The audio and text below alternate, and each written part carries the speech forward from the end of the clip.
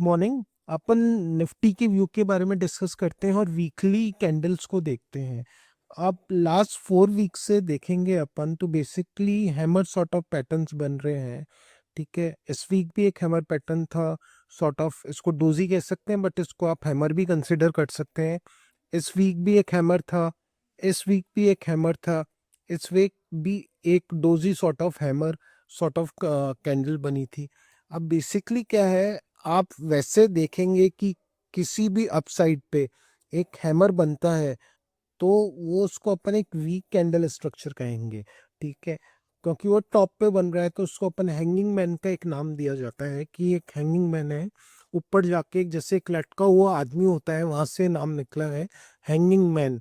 ठीक है, तो उसको एक बियरिश पैटर्न माना जाता है, बट यहाँ पे अपन देखेंगे कि इसको अपन बियरिश क्यों नहीं मान रहे, because none of the weeks इसकी फॉलो अप कैंडल आई है।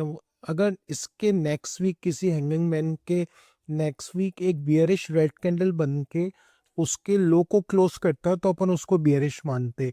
अब ये it is sort of a market जहाँ पे डिमांड है, मार्केट में बायर्स एक्युमुलेट कर रहे हैं और वो बहुत स्ट्रगल कर रहे हैं, प्राइजेस को डिफेंड कर रहे हैं। They want really market should cross these levels. वो मार्केट को नहीं चाहते कि 25,700 के नीचे मार्केट आए। तो अपन को एक चीज समझनी होगी कि वीकली चार्ट्स पे पैटर्न अपन को बेयरिश लग रहा है, but when we have got 3-4 candles which are regular on each and every week is making a hanging man, तो हमको दूसरी चीज इससे पता लगती है कि ये एक बेयरिश पैटर्न नहीं है।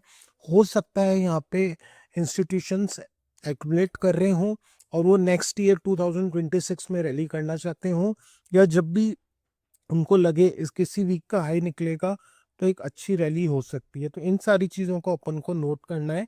25,700 एक मार्केट के लिए वीकली बेसिस पे बहुत इंपॉर्टेंट लेवल है।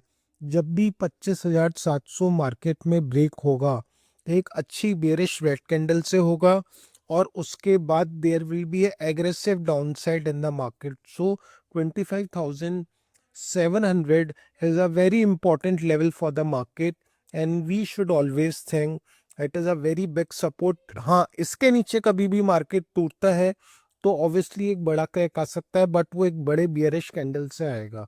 डेली चार्ट पे आप देखिए मार्केट क्या कर रहा है।